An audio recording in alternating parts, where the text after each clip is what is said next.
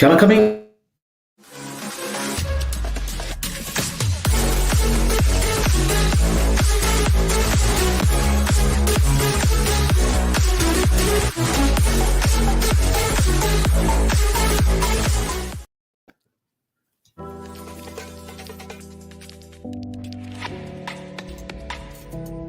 West Cork Beard Company make beard oil and beard balm for a strong, healthy, great-looking beard. Handmade from all natural ingredients in Clonakilty, West Cork. Check out their YouTube channel for beard care tips and advice, or catch them online at westcorkbeardcompany.ie. Good evening, good morning, good afternoon, wherever you may be. I am back on the Same Old Arsenal podcast. Can you come in, please, Craig? You certainly can, mate. Oh my God! Like 66, fuck's sake! No, what an intro! Absolutely brilliant, absolutely superb. Good evening, good morning, good afternoon, wherever you may be. Welcome back to the Same Old Arsenal podcast. Oh dear, we had it all planned, but obviously it went a little bit wrong. But actually, I think for people who are going to watch it back on YouTube, that might look quite good. Actually, the first bit. Good evening to you all in the chat box. How are you? Hope you're all well. Good evening to you all if you're watching us on Facebook and on Twitter. Hello to you if you're watching us on the catch up, and of course, a big hello to you if you're listening to us on audio. Well, lads. Well. What a game at the weekend. 3-0 down and back to 3-3. We'll talk about it. Dan, how are you, sir? Very good, mate.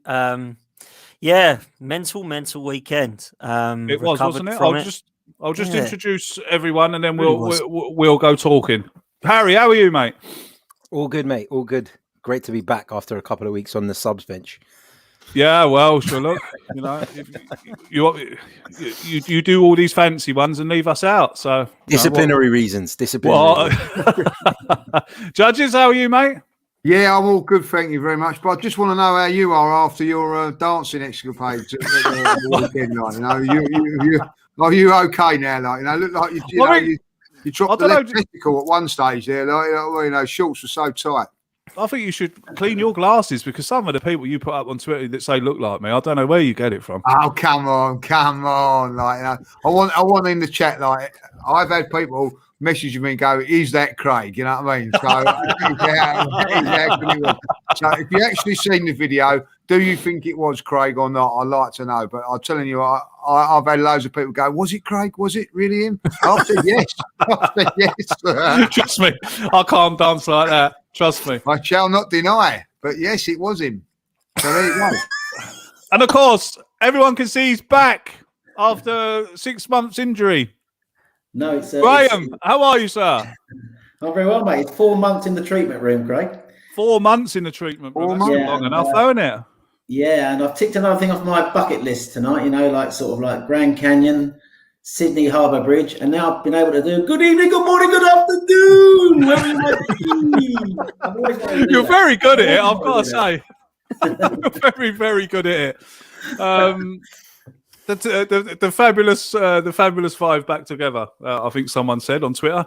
Thanks very much indeed. Just before we start, there's 168 of you there. If you could all press the like button for me, thank you very much. We're going for 500 again this evening. Thank you very much indeed. If you're watching on replay, hit it now. Thank you very much. We shall crack on. Thank you, Karen.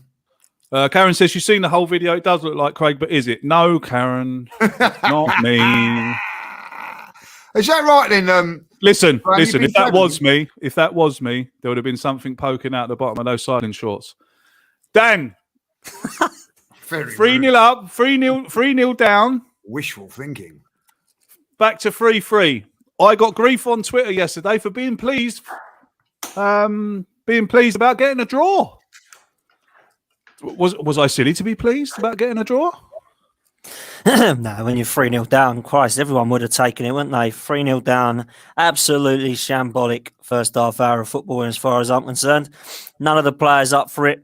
And do you know, it's funny, Craig, is the last two games against Olympiacos in the second leg and the first half hour of that West Ham game, it was basically as if the players have thought, let's just get this season over with and start a new one, shall we? Because we don't care. And that's what the players shown.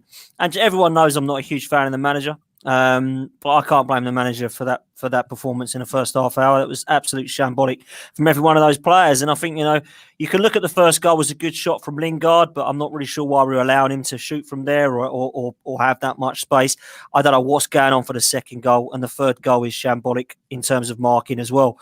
I will say, though, the only thing I'll say about the manager is I am confused with some of his rotation, as he calls it. I don't quite understand who deserves to play and who doesn't deserve to play anymore. I see Callum Chambers play an absolutely superb game against Burnley and then get dropped. And then I see him come back in after Cedric having a performance of his life against Spurs and North London derby. I see Aubameyang turn up late and then have an absolute shambolic game on Thursday night. And he comes straight into the team and Smith Rowe gets dropped after an unbelievable performance in the North London derby. I'm so confused. We can't get any gel at the back because he swaps the partners at centre-back every game. We've got a different partnership going on. I'd just like to see some consistency and see something happen. The only positive I can think it may be is the players that he's not touching and he's keeping in the side every week are the players he's kind of happy with moving forward. And I think he's either so confused or just doesn't really know what to do with the other positions because we've got 3 right-backs now. We've got like 4 or 5 centre-halves that keep playing and rotating. The only players he seems happy with are Granit Xhaka and Thomas Partey in the middle and Kieran Tierney at left-back. Everyone else, we see different right wingers, different number 10s, different left wingers, and I just worry sometimes about the rotation of some of these players because it seems at the moment that if you have a good game, you ain't going to play next week because Cedric has a good game, gets dropped. Gabriel has a good game, gets dropped. Pepe's been brilliant every time he's played. Can't get in the first team. Smith Rowe's now been dropped. I'm so confused by this and I'd love for the manager to actually explain what he's trying to do. Happy to see Martinelli. Love to see him get more minutes, mind you. But are we happy, Craig? Yeah, because we have to be. That was a shambolic performance in the first half, and we have to take a point and move on because, the funny thing was, I spoke to Lee earlier, and I thought we could have actually gone on and bloody won the game. That's how crazy it was. That's how crazy it was. So, absolute shambolic in the first 30 minutes, and then obviously good to see us play some brilliant football in the second half, but just confusing, isn't it? It's just awful. It just sums up our season. Everything you've said there is absolutely spot on. I was the same. I mean, I was very confused about why Aubameyang was playing on the right wing. What's going on here? Like, he's played on the left wing all his career for Arsenal, and here he is now playing on the right wing. And then I hear something about that he put him on the right wing because we're defensively soft. So he puts Aubameyang on the right to cover the... I mean, what? Well, I don't know. Harry, a lot of people giving Arteta grief for the first half, but by God... they'd have to eat their words for the second. Yeah, it's for once I agree with a lot of what Dan said. Not all of it, but a lot of it. Did he praise Xhaka? I missed that. No, he didn't. He never will. But no, it was baffling to see them come out half asleep. I think a lot of the talk has been about fatigue and things like that, but ultimately, right, fatigue should kick in later on in the game, right? You should be able to hit your level from the beginning, and Arsenal just didn't do that. West Ham were quicker to every ball, they were sharper, they wanted it more. I think that David Moyes would have looked at Arsenal, looked at the slow starts and targeted that. I think that was a deliberate thing from West Ham. They were so dominant in the early stages, and Arsenal just weren't at the races mentally. And just touching on the rotation thing, I think it's very difficult for us to make sense of the rotation because we're not on the training ground every day and we don't know how some of these players are recovering. Somebody like Aubameyang, for example, he played on Thursday, but he didn't play in the North London derby. And I think that Mikel Arteta looks at minutes over a period of time rather than saying, you didn't play last week, which means you're definitely going to play today or whatever. I think he looks at the bigger picture with that. So I don't know, man. I just, for me, you've got to be delighted with the way that we fought back. You've got to be delighted with the fact that there was some character there to turn it around. Obviously, you're disappointed that the start was the way it was, but how can you ever not be pleased coming back from 3 goals down? And Yeah. let's also put it into context, right? And we were playing West Ham United, who traditionally we should be above and we should make light work of. But West Ham United have had an exceptional season. They're ahead of us in the Premier League table by quite some distance now. And actually to go there and get a point would have been a respectable result anyway, let alone to do it after that nightmare start. So I was disappointed yesterday and angry with the way we started. And I'm still a little bit angry because, as the lads mentioned, we could have won the game. But ultimately, I think when you calm down and you look back at it, you just got to be delighted with the fact that we got out of there with a point and take the positives from it. Absolutely.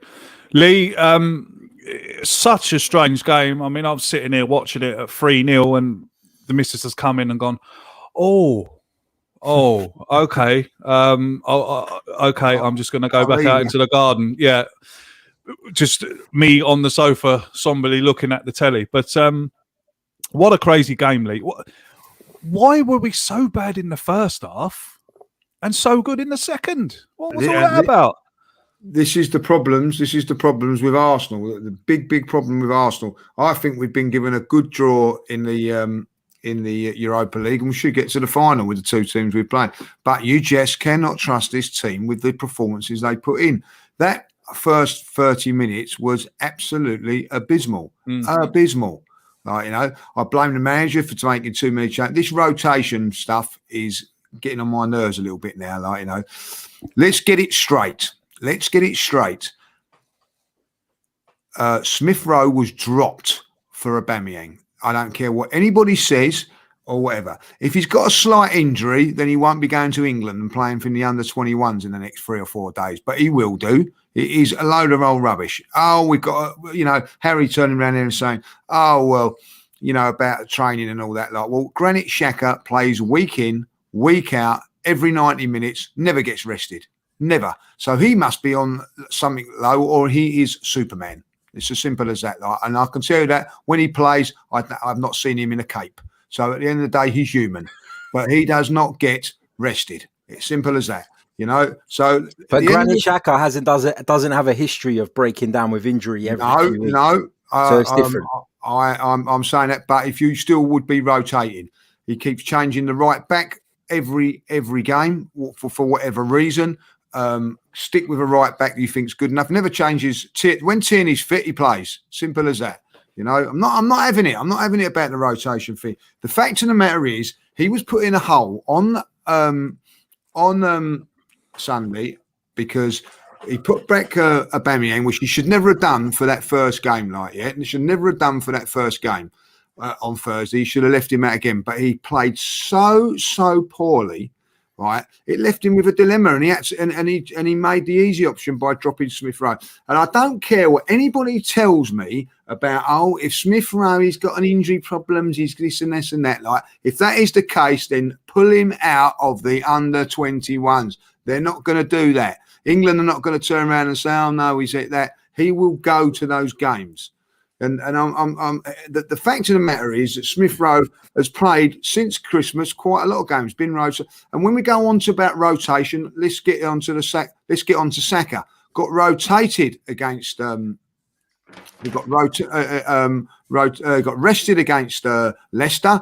He then gets an injury. Since he was rested, he's been injured. His form has not been as good. So that's what I'm saying there. So I'm not having that. On the plus side, I'm not flip-flopping about anything at this moment in time. On the plus side, what you have to look at it was 3-0 was abysmal. But the comeback was what I thought was fantastic. And what I did like about this is West Ham, 5th in the league, well-organised, well-drilled side. We opened them up on more than one occasion yesterday, with some really good, slick football that I enjoyed watching. We was opening them up. The one thing that we've got now, we've got Partey, who's not playing particularly well at the moment, but he is the one player that can get the ball through the lines into Odegaard. When he wasn't there, Odegaard was running around doing nothing. Now, I watched it again today. He's the one that gets Odegaard into it with those little balls between the lines. We opened them up. Listen, we opened up Spurs on many occasions last week as well. We were a very, very good defensive unit. That's their game defensively. So for me, that's a good thing, like, you know what I mean. So and people going on about like, oh, Saka's in the red zone. Well, if Saka's in the red zone, why is he still playing? You know what I mean? Like, he had one game rest and then come back. You don't come out of a zone unless you're on a fucking underground station after one game. You know what I mean? Like, you don't do it, like, you know, between zones. You have one game off. You have 3 or 4 games off. Don't keep going on about this rotation, like, you know what I mean? Because if that's the zone, well, I'm not having it. Saka, since he's been rested for one game, has been poor. Considering to what he was before that, he was absolutely outstanding. So I think you've got to be a little bit careful with this resting of all time. And then I've got to say this now.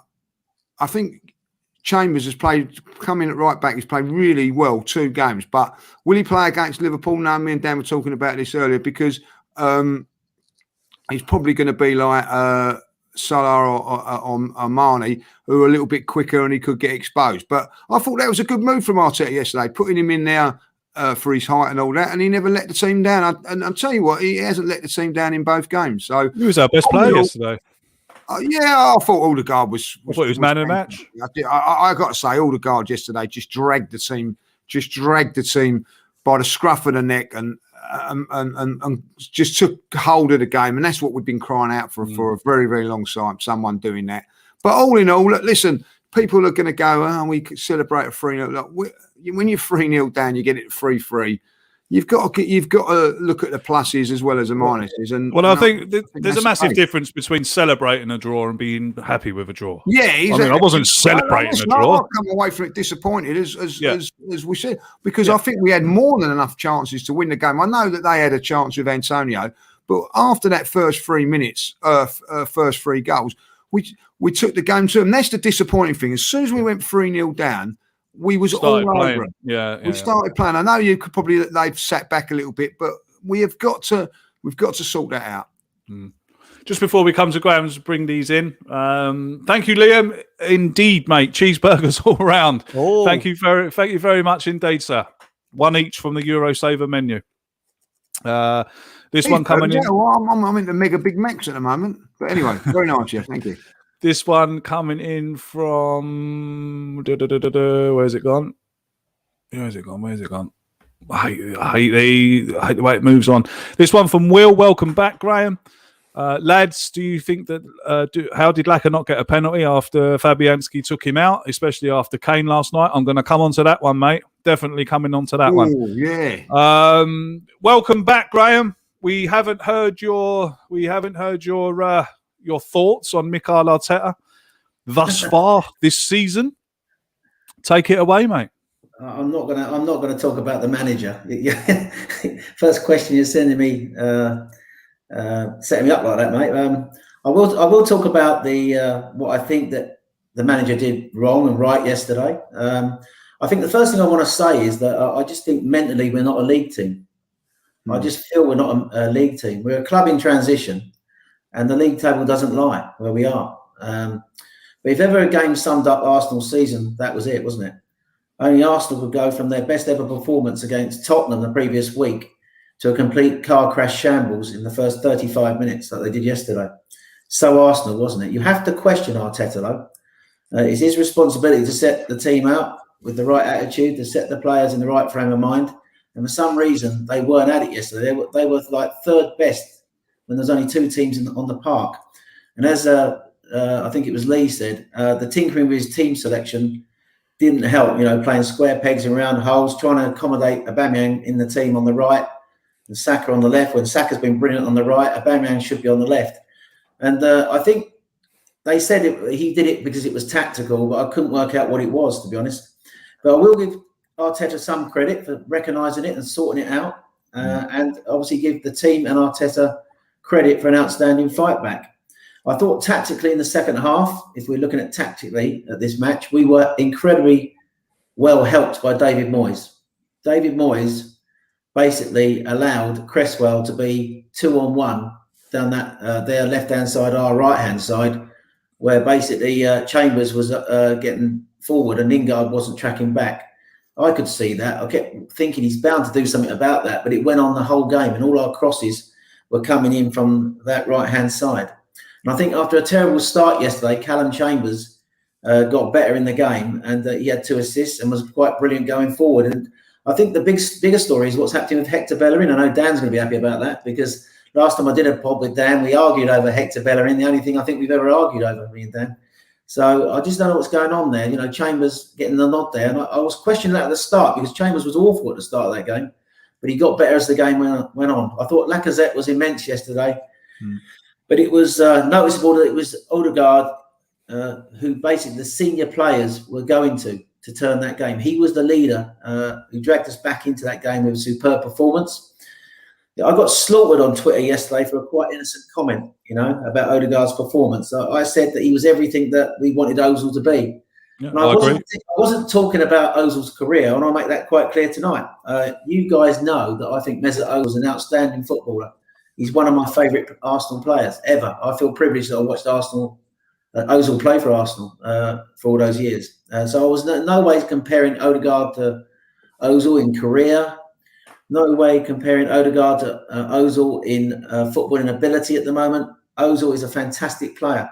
But I think what Odegaard did yesterday was what Arteta has wanted Ozil to do in that team.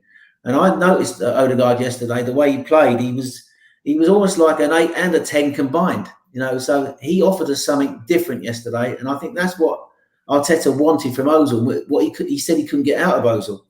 I mean, Odegaard pressed better than anyone yesterday. He tracked runners. He tackled better. Only Mari, I think, had more tackling, better numbers than him. And he also passed more accurately. And he showed those leadership qualities that dragged us back in the game.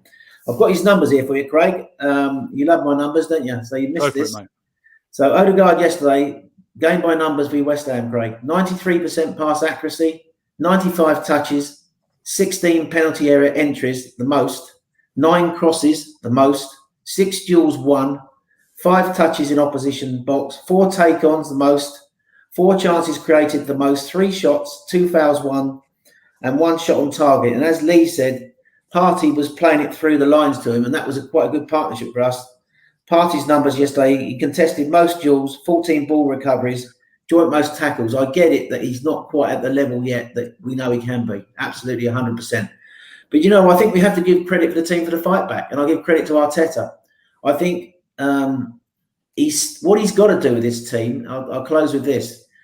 We are terribly inconsistent, Craig, and he's got to get the consistency. He's got to work out why we're so inconsistent and get the team playing more consistently. And that, I think, is what he's got to do more than anything else. But anyway, nice to be back. Good evening, good morning, good afternoon. It's an absolute pleasure to have you back, mate, to be honest with you. Absolute pleasure indeed. This one coming in from TSL before we move on. Arteta has underachieved in 3 out of the 4 competitions. He deserves the sack unless we win the UEFA Europa League. I'll trust the process when it takes us forwards and not backwards. An opinion there coming in. I want to talk about this picture. I'm going to show you all the picture now, and if anything sums up Arsenal at the moment, it's this picture. I got a picture of you. Look at the state of this. Jesse Lingard is just about to play a ball down the wing to Bowen. Thomas Partey back to the ball. Tierney back to the ball. Granit Xhaka not looking at it. Xhaka giving out to the referee, and Bernd Leno looking at. I don't know what he's looking at. The only 2 players there. Chambers and Luiz looking towards the ball. Now, Dan, that stuff is schoolboy. That is schoolboy football. You never turn your back on the ball, whatever's happening. Now, why I show that picture is because I think this sums up, well, it certainly summed up the first half mentality of this team yesterday. What do you think that Mikel? I've lied in bed last night and I was thinking, does he keep chopping and changing the team because he's trying to see what he's going to do next season? What's his strongest team? Does he keep chopping and changing it for those reasons? Keep playing people here and playing people there, giving this fellow a chance, giving that fellow a chance? Is it because he knows that the league is done? There's not much chance of us finishing any higher. Would that be running through his mind, Dan? Is that a reason for all these chops and changes? I think, like I said earlier, he knows some of the positions that he wants to keep players in. Whether you agree with it or not, he sees Xhaka and Partey, he sees Tierney, he sees Saka, he sees Leno, he sees David Luiz. But there are some positions that, for whatever reason, he's not sure about. And that's why we keep seeing chopping and changing. That's my honest opinion, because I don't believe, I'm with Lee, I don't believe in this rotation nonsense. I really don't get that. I think that, he has to believe that he has got an 11 that he believes in, and he sticks with that 11, unless, of course, you have injuries or you have fitness concerns. But I can't buy this. Every week there's a different right back and centre half and centre midfield. The different winger, there's a different centre forward. I can't have that. You're never going to gel as a team like that. And as for that picture, I mean, on Sunday League, when you play, you're told, give away a free kick, get one of you to stand on the ball. Just one of you. Stand on the ball. Or if you can't stand on it, then kick the thing away. Yeah? Just kick it away. All of them turn their back. And what worries me, Craig, is people say, it's the players, it's their lack of attitude. Where are they getting this from? Where are they getting this I don't care from? Because it must be from someone, somewhere, previous games, previous clubs. Where is it? Because these players, majority of those in that picture, we want to keep them all at the club, don't we? I want to keep Partey. I want to keep Tierney. I want to keep Pablo Marie. That's 3 straight away. Everybody says that David Luiz and Callum Chambers deserve to be there. That's 5 players. Everybody likes Leno. That's 6. Are any of those players? We got to get rid of these 6 because they're dreadful. So those 6 players have all stood there and watched that happen. And as far as I'm concerned, it's a disgrace. And I don't know where that attitude has come from. And that's worrying. Now, if it isn't the manager, then where is it from? If you are the manager and you're allowing that to even happen on the pitch, the players have realised somehow that they're going to get away with it. And I honestly believe there is some truth to, if I make a mistake, it doesn't actually matter because the manager will still play me. And that's what we've seen. He has his little favourites. Dani Ceballos makes a mistake, gets binned. Granit Xhaka does the same, plays the next game. Pepe can't get back into this side for whatever reason. The minute somebody makes a mistake, doesn't matter, you'll come back into it. And I don't know that he's managed the squad 100% correctly in some of those scenarios. And I wonder if that has had an effect on some of these players. But as for that goal, I mean, what more can we say about it other than it's shocking, Craig? Absolutely, it was shocking. It was shocking. Thank you to Pids there for the kind donation of a cheeseburger and a Diet Coke for Lee. Thank you very much indeed. I'll see that he gets it. Harry, what do you make of Lacazette's interview? What do you make of the fact of what he said about we didn't listen to the coach for the first half? What do you make of that? He's told the truth, and I like that. He's told the truth because Mikel Arteta, as a manager, is one of the most intense people. I can't get on board with this rhetoric that this relaxed attitude comes from Mikel Arteta. The geezer's pacing up and down throughout the 90 minutes. He's so... You can see it on his... Anyone see that clip of him where he was doing that interview and somebody left the door open? Someone that gets that pissed off about something like that is not... is not intense and doesn't not care. I think Lacazette was right to come out and be honest. I think as a fan, you can appreciate that honesty sometimes. And I think it's needed to keep the fans on side. Talking about that picture as well, just to touch on that, I actually don't think that free kick should have been allowed to be taken like that. Because if you watch it back again, John Moss isn't even looking at the ball. He doesn't have a Scooby what's going on. He's looking the other way and he's got his foam spray out because he's about to mark the free kick out. And how many times over the years have we seen players take a quick free kick, put it in the back of the net and the refs pulled it back? Yeah. For me, that free kick shouldn't stand. Arsenal should be more alert and Arsenal should be more awake. And if I was on the pitch playing for Arsenal yesterday and that goal goes in, the first thing I do is I'm in the referee's face asking why that's been allowed to happen. So I'm disappointed in the way Arsenal dealt with it, but I don't think the goal should stand, if I'm being honest. Going back to the Lacazette thing, and this whole thing, and rotation seems to be the theme tonight because it keeps being brought up. For me, it's all well and good saying, people make a mistake, you drop them. But I think as a football manager, over the course of the season, you are going to need all of your players at some point. And I don't think that you can be that reactionary whereby somebody makes one error and you say you're binned and you're out and you're not coming back in. I don't think you can be like that as a football manager. I think a lot of the rotation is to do with the fact that this season has been a different one and challenging in so many ways. And I've got it up on my screen now. Arsenal have used 29 players in the Premier League this season, but they're not the only ones. West Brom have used 30. Southampton have used 29. Liverpool have used 28. Newcastle 27. Everton, Chelsea, Leicester. All of these teams have used a ton of players because that's the nature of this campaign. So personally, I don't understand the thing about the rotation. I think he's got a core of players that always play. The Lenos, the Luizes, the Tierneys, the Xhakas, the Parteys, the Odegaards now. Aubameyang, when he's fit, most of the time, barring disciplinary issues, is in the side. I think there's enough of a core for him to be able to rotate players around. And at the same time, what does that do? It creates a competitive environment within the group. And for years and years and years, we used to say about Arsene Wenger that there's no competition for places in this team. Well, now we've got competition for places, we're complaining about it. So for me, I just don't get it. I don't think as a football manager, your player can give one ball away and you can disregard their importance to your side because of that one moment of bad judgment and you can bin them off. Over the course of the game, you've got to manage these players. They've got to believe in you. You've got to believe in them. You have to show a degree of trust. And I just don't really see the issue with all of that, if I'm honest. Lee, what did you make of it? What did you make of those comments that Lacazette made after the game? I think, what they're saying is he's basically saying it's down to the players and not the manager, and for whatever reason they just didn't come out, and this is the trouble with the team. Listen, I'm going to I can agree with Harry slightly on some things there. Like Mikel Arteta, look at the state of his face when we was 2 or 3 now. He was fuming. He was absolutely fuming about that. And I'm going to give him credit here. He must have gone in there at half time and really put them to task. He must have done because they come out a different side. And that wasn't acceptable. And I think from his point of view, he couldn't believe what he was seeing there.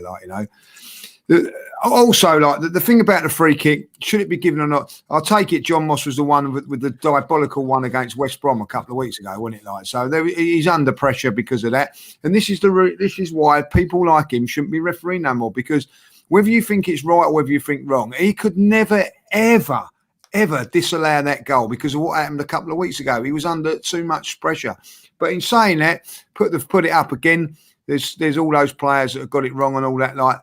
Ultimately, even though they got it wrong and they weren't switched on, it's a routine save for the goalkeeper. A absolute routine save, and he didn't. You know what I mean? Now, Leno had a poor game. Again, it's not the first time. He keeps having lapses of concentration in games, things that are going wrong with him. But this is why the team's like that, And I'm not having a go at Leno here when I'm saying that. He's making the mistake, and ultimately, it's down to him. You can blame all those players for having their back towards it. I think at the end of the day, give a bit of credit to Jesse Lingard and Bowen as well. They were quick off the mark. Bit quick thinking, and it outdone us. And listen, we've all been done with a quick free kick before, and that. Don't ever say that you've not, because we have done. It's just one of those things that happens. But somewhere along the line, someone gets you out of trouble, helps you out. You make a mistake. We make mistakes and we all get punished from it because there's no one taking responsibility. I look at that yesterday, and what worries me about that is if you have a look at there's not one of them. I think maybe Saka is a teenager. The rest are all experienced with a lot of international footballers. I see Partey there. I see Granit Xhaka there. Tierney was there as well. These are players with international experience. They've been caught out. But ultimately, the goalkeeper should, control that with his. He didn't. It's a poor bit of say. I thought he was poor all game yesterday, Leno. There was one that the Antonio one he should have come out for when the player went through. He miscontrolled it. Went about 5-10 yards in front of him. He stood on his line. But he comes running out on his line when he's outside the box and stays on his line when he's in the box. Unbelievable. But listen, I honestly think you can have a go at Mourinho the other day. He turned around and said to his players, whether you like it or whether you're not, he turned around and said, I told my players what to expect and what not to, and they let me down. Lacazette has done the other thing, come out and said, the manager has told us what to do, and the players have let him down. I think that's a good thing. I think that's a good thing that the player has come out and basically backed the manager and said to him, look, he's not going to take the blame for this. We're going to take the blame. And, you know, if you look at certain players in that team, now Lacazette, to be honest, could have a real big beef with Arteta if he really wanted to. He's been left out on a few occasions when he hasn't been, when he shouldn't have probably been done. And he's also, negotiating, maybe because he wants a contract, I don't know. But he basically has come out there. He could have said nothing, but he did. I thought we backed the manager, and I think that was a good thing. Yeah, absolutely. Graham, we're getting some questions coming in there, mate. I want to bring this one in for you. This one comes in from Connor. Thank you very much for your kind donation, Connor. Regarding consistency, Graham, is it difficult to be consistent with a squad littered with unreliable players? Surely it's a personnel issue. Well, I think what Connor says there is there's an element of truth in it. We obviously know we need to upgrade in certain areas, but I think that a lot of the errors are going on. It's basically because if you're chopping and changing the team continually, like he has done, I don't think he knows his best midfield pivot combination. That's one thing.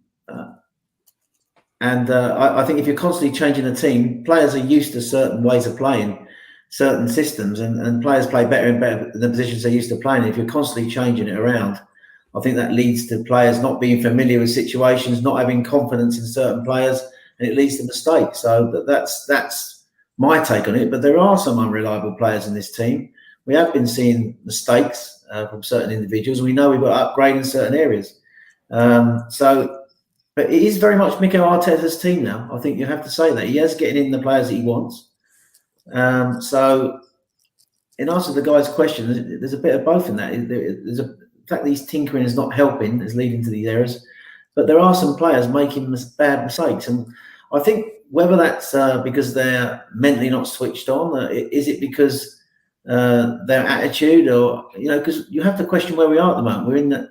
They went into that league game 9th to 10th in the league. If we'd won yesterday, it would have been an outstanding week. We would have beaten Tottenham. Tottenham, for me, was our best performance of the season. And although we lost to Olympiacos, we didn't deserve to lose that game, and we went through. So, but I think with the league, the way we are, I think for some reason players are more sloppy. I think we developed into a cup team, Craig, and I think, and I've had a chat with Dan with this. This is why I was so peed off when we rotated like we did in that FA Cup game when we went out the FA Cup, because I think cups are always our best route at the moment to win things. But in terms of the guy's question, that there are basically lots of players in this team not good enough. I think Dan's made some great points in pods that I've watched lately about that there are certain players not good enough. I'm not going to name them because obviously everyone's got their own opinion. But at the end of the day, I think when he's constantly tinkering with the side, it does mean that players are unfamiliar with certain situations, certain players that leads to mistakes. Absolutely, mate. Dan, this one comes in from Jashir. Thank you very much, sir, for your kind donation. He says, fellas, since the start of January, the goal scoring trend in the Premier League shows our inconsistency. 9-4, 2 against, 4-4, 3 against, 4-4, 4 against, 4-4, 1 against, 1-4, 1 against, and 2-4, 3 against. Considering we're supposed to have the third best defensive record in the league, Dan, that's quite telling, actually, isn't it? It is. East 5-5 and so far 4-5-4. That's all I can hear. I think when you look at it, I look at the defensive situation, and I've been agreeing with everyone. I think defensively we've been a lot better, and then we go and do that, and you think, oh, come on, boys! Like, the last time we conceded 3 goals was against Aston Villa back in November or whatever it was, and we were seeing under Wenger and Emery 3s and 4s going in. So a lot of people I was getting on side with that, but we still got it in us, and it's just inconsistency is the word I keep hearing, and it is fine to go and win the North London derby. But it's not acceptable to be 3-0 down at half hour against West Ham. And that is what this side is at the moment. And, what Connor says there previously in terms of some of the performances, and I'll pick up on what Graham said about some of the individuals. I think there are 5 or 6 positions that could easily be strengthened in the summer. Now, not saying we're going to do that because I don't know what finances we've got, but we need to get at least 3 or 4 in if we want to move forward. Because for however long we're going to have these individuals in our side, we are not going to move forward. And I know that Harry and me disagree about David Luiz and Granit Xhaka and Bellerins and people like that. They are at the moment who he is picking, and it is not working. So we need to try to progress and upgrade on those individuals. Lacazette and Aubameyang have had absolutely dreadful season in some of their games. Their stats, however, when you look at their goals, isn't shambolic. So it does mean that we can score goals. And what it also means is that we can create chances. I don't understand what has happened to our finishing this season. We seem to have 4 or 5 individuals in this side that need a year's worth of shooting practice. Yeah. We've seen Lacazette miss-hit places. Aubameyang's not been on fire this year. Saka, he needs to improve his end product. And I know that he's 19 and he will come better, but he really needs to sort that out. That's an easy slot finish home yesterday, and he just taps it at the keeper. Needs to sort that out. Pepe, how many chances has he missed this season where he's gone through and fluffed his lines? That isn't down to the manager. That is down to the players not being good enough. So there's a bit of both, in my opinion. I'm not a huge fan of this manager. I don't like what I'm seeing. I look at the league table, and I think that we need to improve rapidly in the league, and we need to go as far as we can in this Europa League competition for me to start feeling convinced. At the moment, there's still a long way to go, Craig, and some of these players ain't up to it. Absolutely. I'll just bring this one in from Unique79. Thank you very much, mate. That's very kind of you. Thank you. He says, screw the burgers, have a bit more class and eat some pizzas. Oh, I love pizza as well. Yeah. Pizza. Thanks, Unique79. Love a pizza. Thank you very much indeed. Thank you very much indeed. Harry, a lot of people yesterday on social media were saying that it's Lacazette that should have deserved the contract and not Aubameyang. What have you got to say about that, mate? I mean, I love Lacazette for his effort. I love Lacazette for his work rate. I think he does bring more to the team in terms of our build-up play. But you look at the two players' goal records over the last couple of seasons, and they're incomparable. Pierre-Emerick Aubameyang, for all the stick he's getting this season, and I've given him some stick because I felt at times he's not been good enough, but he's still got 14 goals in 31 games this season, which is almost 1 in 2. So, for me, look, Lacazette is great in the build-up, but he's not at the level we need either. And I think that actually what Mikel Arteta is probably after, and I'm judging this based on the playing style that we've seen emerge since Christmas, is probably someone who's a little bit in between the two. So somebody who can play with their back to goal, but also is willing to run in behind. Because I think that's why at times he's left Lacazette out and he's gone with Aubameyang in the centre forward position and vice versa. Because I think in different games, he feels we need something different. And having someone who's a bit more of an all-rounder, someone who can run in behind, but also has that physical presence in the box so that you can hit them from crosses, so that you can receive the ball on the edge of the box and hold it up, I think is important to Mikel. And I think he'll be looking for a striker in the summer. I really do. What happens with those guys, I don't know. It's difficult to say because, Lacazette has got a year left on his contract after this one. If an offer comes in, would you sell him? You probably would have to think about it. Balogun could be off. Nketiah could be off. It's a situation for me, the striking situation, that's very unclear for Arsenal. But I'll tell you this, none of them for me are irreplaceable. And if an offer come in for Aubameyang this summer of a decent amount of money, I will consider it. And that doesn't mean that giving him the contract was a mistake, because that contract is what's going to ultimately allow us to get a fee in for him. So that wasn't a mistake. But I look at the team, I look at the evolution of the team, and I look at the way we're trying to play now. And I don't think he quite fits. And that's why I think you're seeing him shoehorned on the left. Yesterday, I think he played on the right to answer that question because Callum Chambers was behind him. And I think that Arteta looked at it and goes, well, we need Tierney to bomb on. If one of my fullbacks is going to stay, I'd probably rather it's Chambers, who I've put in because of his aerial ability, etc. And I think that's why he done it. I think that's why he thought Aubameyang would be better on the right-hand side. And actually, when you look at the record and you look at the stats, Aubameyang's actually scored more goals from the right than he has from the left. I know it's a smaller sample of games, but the ratio is better. So I just think that with Aubameyang, he's got a captain, he's got a highest paid player, he's got someone that's dug him out of a hole so many times, not just the football club, Mikel Arteta, because Aubameyang essentially won him that FA Cup, which has earned him so much grace with the supporters. So I think he's just in a situation where he's trying to shoehorn the guy in every week to find a way Harry, to Harry, what's an acceptable bid to accept for Aubameyang, do you think? If somebody came in with £30 million, I would take that. And I know it doesn't sound like a lot, but you're talking about someone who is going to be 32 by the time next season starts. You've also got to take into consideration that the clubs in Europe that you would think would be interested aren't going to have the spending power that they would have had in years gone by. So I think if he can get some money in and go and get a striker, not because I don't like either of those two, but just because I feel like someone who fits the mold a little bit better would be a bit more effective. And then we would have a settled striker instead of shifting it around every week depending on our opponent. Brilliantly said, mate. Brilliantly said. Lee, this one, I'll ask you this one here now. This is from Adam. Thank you very much, Adam. Evening, lads. Great show as per normal. Have we got carried away and forgot that there's still dead wood? January didn't solve anything. Give Arteta time. Well, I think we got rid of some of it there. I agree with what Harry said. I don't think that Mikel is quite happy with what is going on up front. I think that he's looking for someone that can do both. Whether he's looking at maybe even Martinelli being able to do that because he hasn't got the physical powers at this moment in time to do it.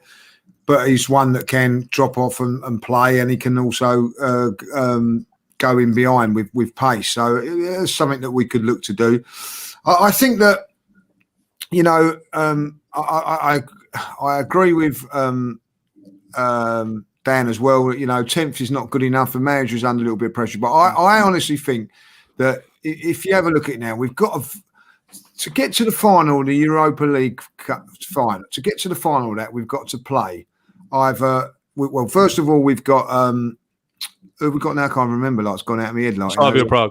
We've got so at the end of the day, Prague, right? And then you've got like Villarreal or Dynamo Zagreb.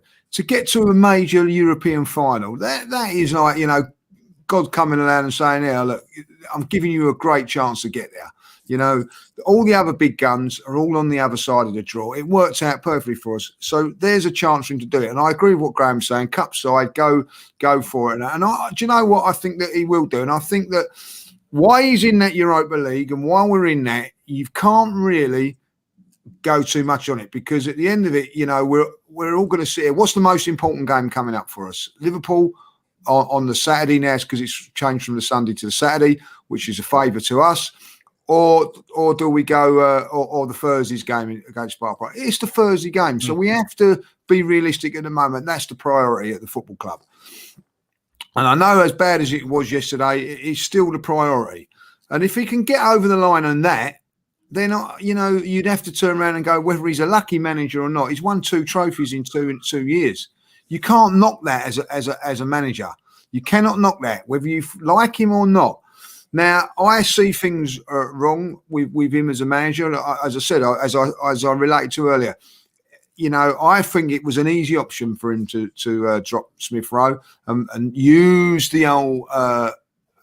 Rotation card. It's like a bit like get out free jail card in Monopoly. I can use that on this one here. But ultimately that's what he's done for Aubameyang. But I have to say that the players, he's set that team up there. I can't believe that was his tactics in the first 10 minutes to let West Ham run all over us. And as someone just said in the chat, the Community Shield, you could say that. I don't really go buy into too much. It's not really a trophy, yeah. Yeah, but it's a trophy, but it's not proper. But at the end of the day, so he's won that as well. So I cannot believe that he went out there and said, right, I tell you what, let West Ham have all the first 15 minutes and take, because I've watched us against Leicester in the last game, watched us against Spurs, take control. Now, what really annoys me, right, is that every single player that played against Spurs did not go out there with that attitude what they did against West Ham. And that is the difference with this team at the moment. The players are not good enough to not be 100% at it. They have to be 100% at it every single game. And for whatever reason, these players, whether they're arrogant, cocky or not good enough cannot do it week in, week out. And that's where Graham comes into his point of being why they're not a league side, because a league game, you have to go to wherever you have to go and you have to be up for it every single game. Now, the manager can motivate you to a certain degree, which he can do, but you've also got to do it yourself. Yeah. Now, it's easy to do it in a North London derby, right? It's easy to do it against Liverpool, and it's easy to do it against Man United because you're up for those games. But it's these other games that are not. Now, I'm not taking that away from West Ham, because West Ham, by the way, and a credit to David Moyes, he has got his team up for every single game. And that is because he's got players that perhaps not good enough, but realise that they're in a very fortunate position and will work as hard as they possibly can to be a Premier League player. And that is the failings of these players.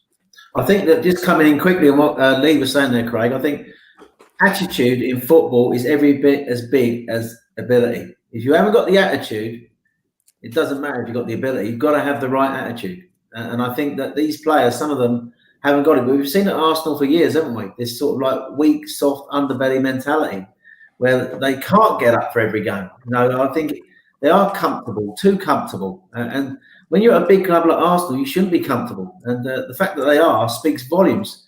And we are a club in transition. And until we change that, until he gets the team more consistent, until he gets the players' attitudes right, where they go onto that pitch, like Lee said, and give it 100% right from the off, we're still going to keep getting these inconsistent results, because we can be either really good, and we were really good on the second half on Sunday, or we can be absolutely shit, and we were shit on those first 35 minutes. That is the worst 35 minutes I've seen from an Arsenal team this season. It was absolutely abysmal. It was terrible. But you wonder what, Arteta can't be blamed for them, for sort of like some of the things that went on, like switching off for that free kick. I mean, that's just unforgivable. I mean, we love Kieran Tierney, don't we? But even he was as culpable as everybody else. But I just think that, I just think Arteta, I just wonder, and credit to him at half-time, as Lee said, I think he did get the players coming out with a better attitude. But what is it about these players that they can't start the game on the front foot with the attitude, the right attitude? And until he gets that sorted out, until he gets these players so fired up that they want to go out there and win every fucking ball, excuse my swearing, Nigel, we're going to keep getting these sort of performances. And that's what he's going to have to do. Because I think he's under enormous pressure now, Mikel Arteta.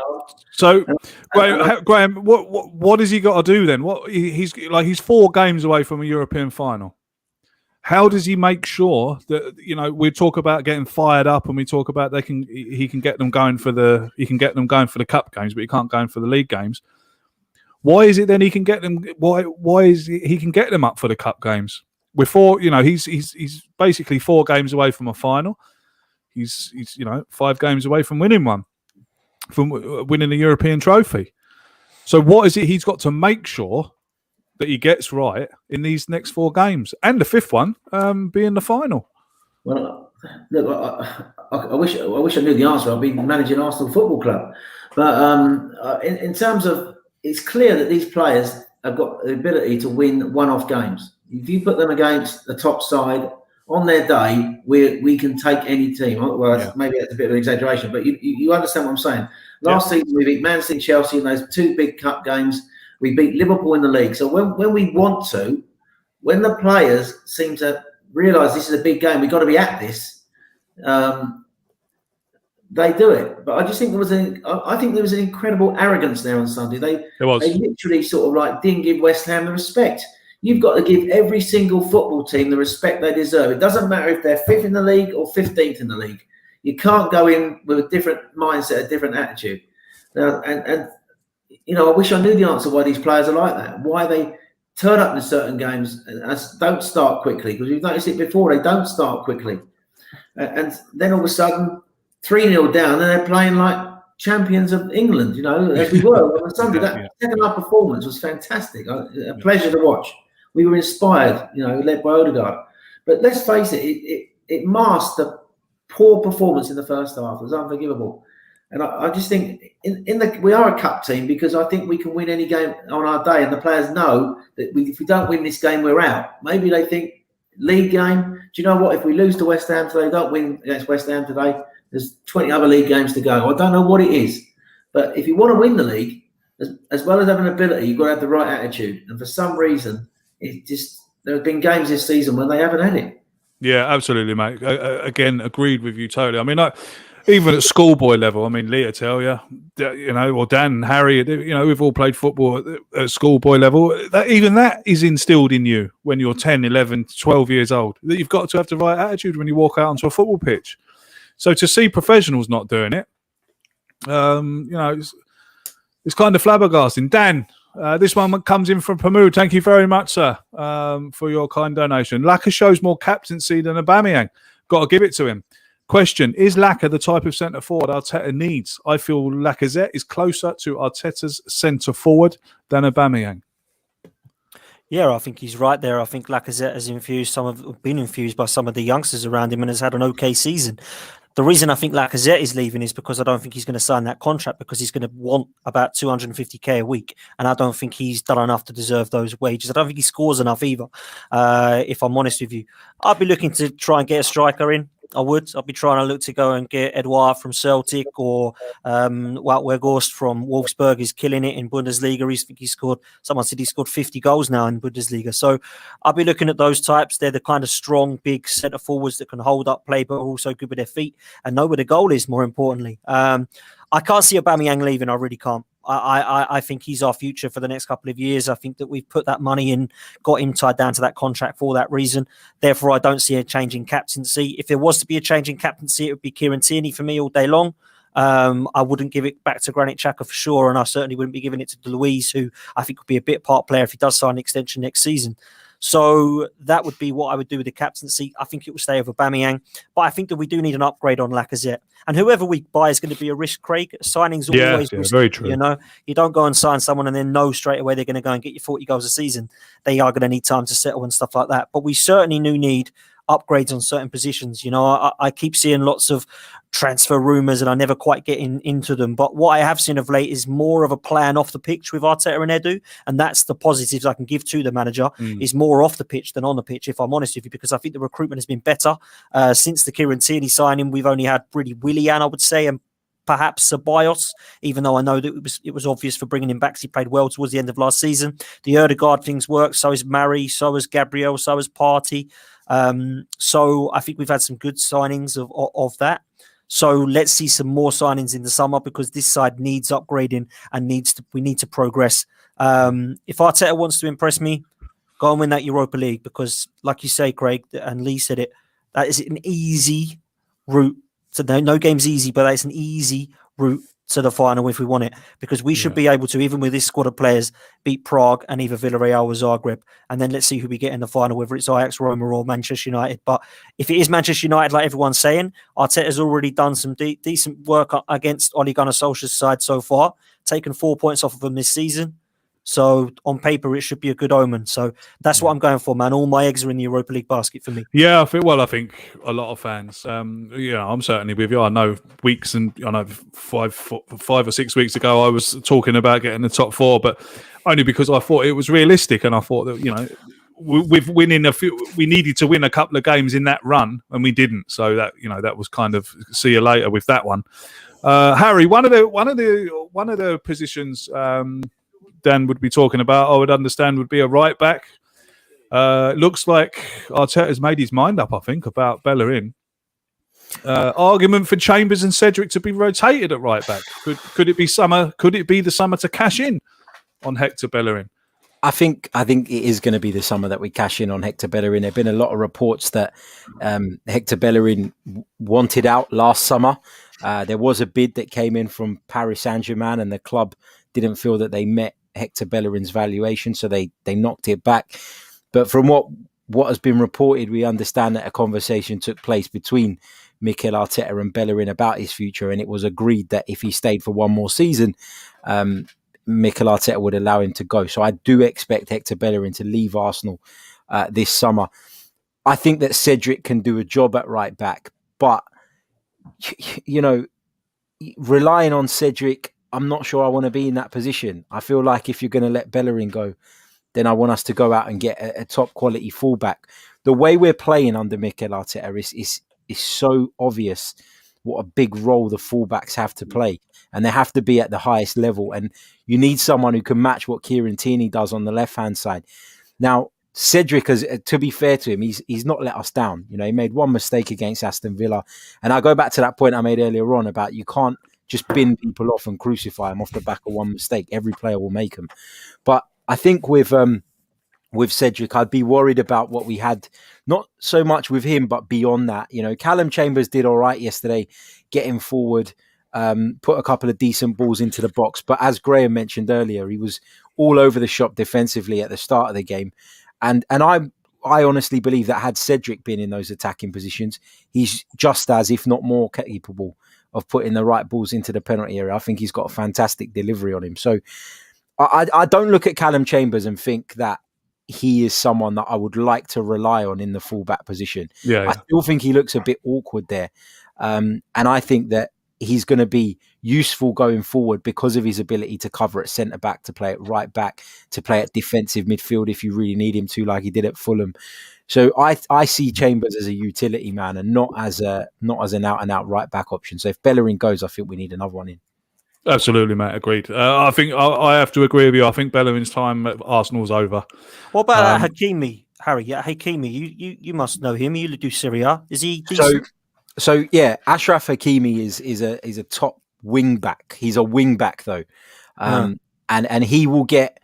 I'm not going to say he can't play at right back, but I think Hakimi's attacking intent is a little bit too much for him to play as a right back in a back four. He is all about bomb. He is pretty much all of the width in Antonio Conte's side at Inter at the moment. But you know, there's a lot going on behind the scenes at Inter right now, and there's a lot of talk that they might need to cash in on some players in the summer. He's someone that could potentially be on the move because there are a lot of suitors, but I think there'll be a lot of competition. And I still, when I look at Hakimi, as much as I like him, I feel like he's a right wing back and not a right back. And I think that does make a difference. Lee, there was a question coming from Karen. I can't find it, Karen, but I did read it. So thank you very much for your question. And Karen says, is there any chance that Arsenal are talking to Real Madrid about a deal for Odegaard? I've heard rumours there that we're going in for another year's loan. I've heard rumours that Zidane is going to stay till 2022, which is good news for us because if he doesn't fancy him now, he might let him go, mightn't he? Well, it'd be interesting to see what happens there. I think it comes down to the player. What I'm hearing and whether it's true or not is that, you know, he was enjoying his time at Real Sociedad, but they're not the big club that he would feel that he was, you know, like fitted to with his profile and everything like that. But he's gone to Arsenal and he's really enjoying his time there and he's liking what he's seeing with the club. And his option would be to at least stay another year, like, you know, that's what I'm saying, what they're saying. If a permanent deal can be made, then he's happy to do that as well. How much? How much are we going to have to pay? I think that may have even been set. I don't think it really depends on what he does now and what he does. Like, let's face it, Spanish football's like going to go financially. It's going to be struggling, so they can't be looking for massive amounts of money at the moment in this age of what we're going through. So I think, look, if you was to say to me, look, we can get him for 40 million, I'll bite your hand off for that. I think he's worth. You know, he's worth that because not only is he a good player, he's young as well.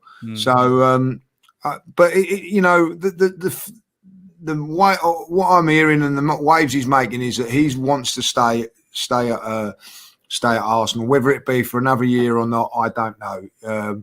Now, if Zinedine Zidane don't rate him, like, well, you know, they've got some. I've watched Real Madrid, and I haven't seen a player like him that they've got. You know, I've seen Modric, who's getting on there. So it's a little bit of a worry for me. Is that I think that, you know, his time's coming. I think maybe if we'd have probably gone in for him last year, maybe, but I think that it could be now where he's time. Do you know this? The thing is where it is about time. And Cesc Fabregas went to Barcelona when they didn't. If he'd have stayed at Arsenal for another couple of years, then he would have gone to Barcelona and been a superstar. But he went when he did, when they still had those players there.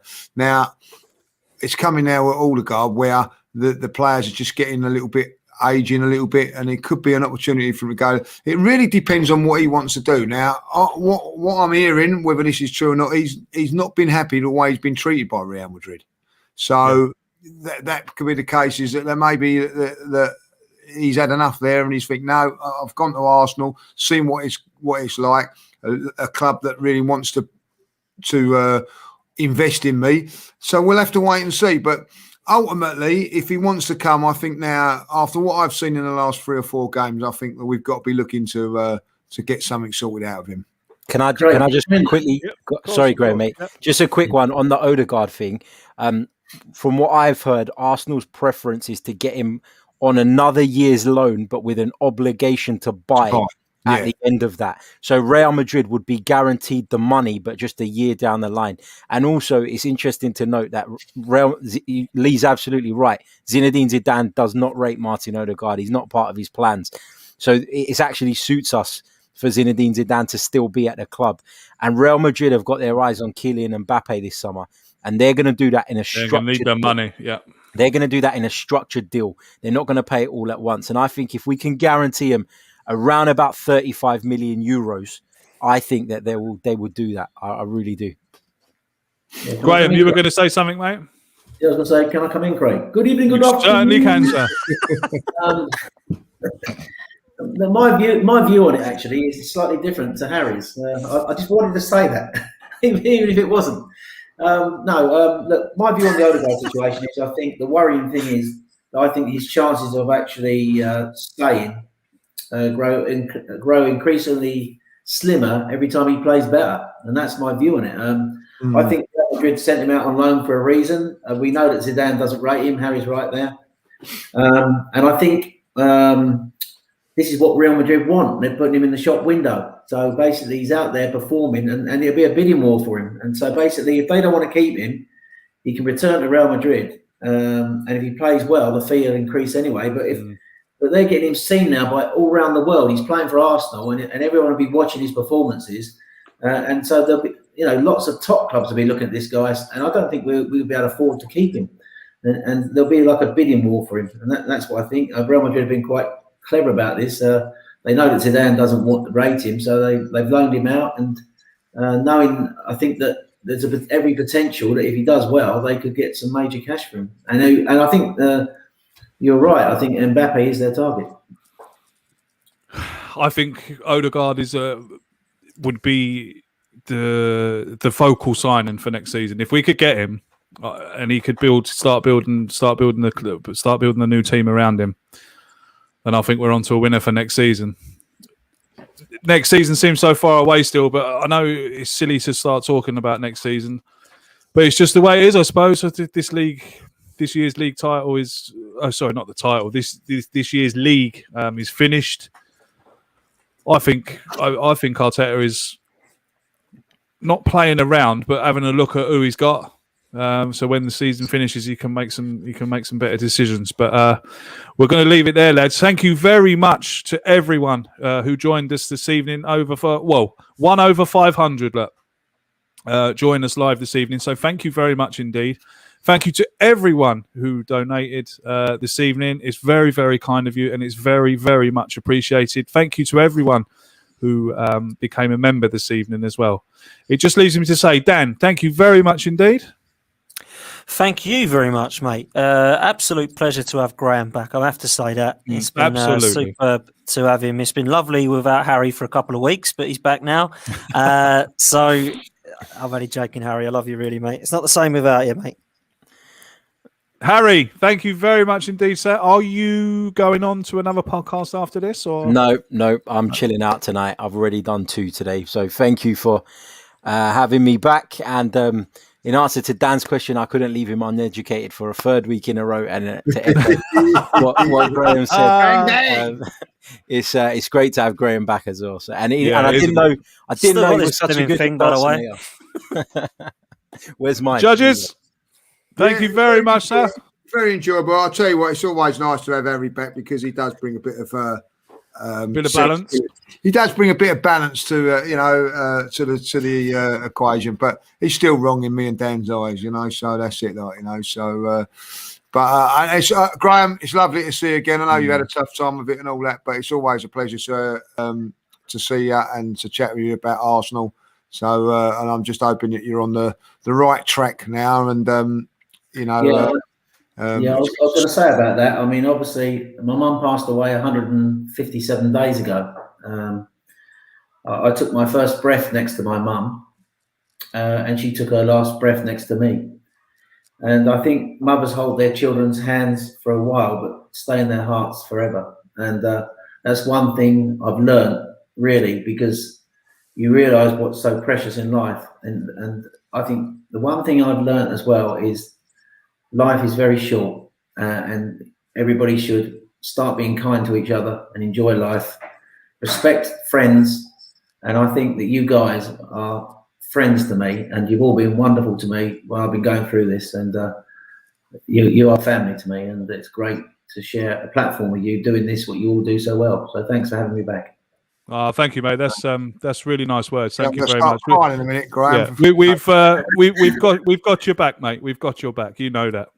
We've got your back. But we'll just finish on. I've just got a text message actually, Graham, and Harry wants to know: can you send a voice note into the group chat of you going, "Hello, good morning, good afternoon," because he wants to set it as his alarm on his phone.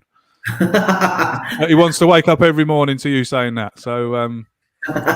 If you could do that, that would be good. And do you know what? We'll all have it as our alarm. Actually, so every morning when we wake up, we'll be hearing Graham first thing. Good evening, good morning, good afternoon. That's the one. That's the one. Every time. Wednesday afternoon, Wednesday evening. Question of Arsenal with me and Lee. We'll be back. Not too sure what time yet, but keep an eye on the Twitter, and we shall let you know. Tomorrow night. I say tomorrow night. It's early Wednesday morning. Don't forget the same old Arsenal USA for all you night owls out there, and for people who are watching from Canada and America. You will have the same old Arsenal USA. And then on Friday, anything happening on Friday, Dan? I have plans Friday. He has plans. Always. So I shall let you all know when he lets me know then. We obviously ain't got a game at the weekends, and I'm not going to do preview for England's, that's for sure. But I'll have a show on Friday. He's got a show on Friday. Great stuff. Great stuff. Don't forget to keep looking on Harry's Twitter as well. Lots of shows and podcasts coming from Harry as well while we're not doing anything. Of course, you can catch the judges. Go to AFTV on YouTube. You can watch all these videos. That's it, really. Until we see you Wednesday night. Has he got one with Sophie? What's that? Has he got one with Sophie on his channel? I'm doing. I am doing a show with Sophie tomorrow. Like, you know. So. Hey, Grandpa. Until we see you. Until we see. Go on, advertise it. Go on. No. So look out for it. Like, you know what I mean. So was it first dates? Is it? Was it? Is it your one? Is it? When celebs go dating. Celebs go dating. That's the one. I messed it up. Where did you go to your blind date, Judge? I'm not telling you, like, you know what I mean. So, welcome to Arsenal Fan TV Love Island. Until we see you again, we will see you on Wednesday for a question of Arsenal with me and Lee. Until we see you again, take care of yourselves and each other, and up the Arsenal.